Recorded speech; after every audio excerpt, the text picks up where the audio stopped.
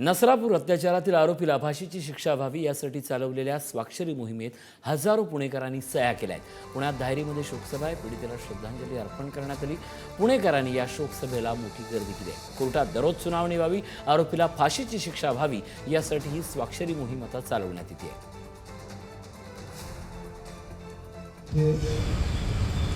माझ्या चिमुकलीसाठी तिला श्रद्धांजली वाहण्यासाठी इथे एकत्र आलं, त्याबद्दल खूप सगळ्यांचे आभार।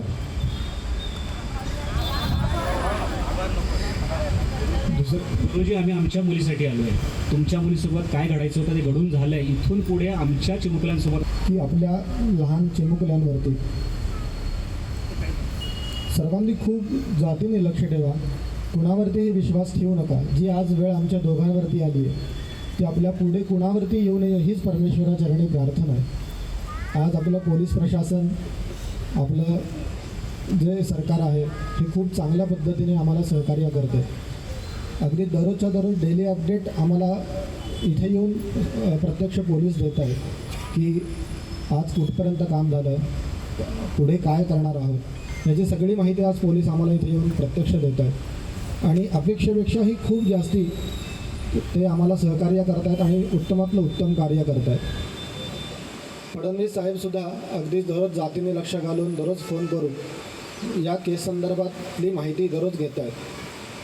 कालच अजय मिसर नावाचे वकील, सरकारी वकील आपल्याला या केससाठी लाभलेले आहेत आणि मी त्यांना सांगितलं की ज्या ज्या तारखा असतील आता फास्ट ट्रॅकवरती चालणार, त्यामुळे दररोजच्या दररोजच या केसची सुनवाई होईल।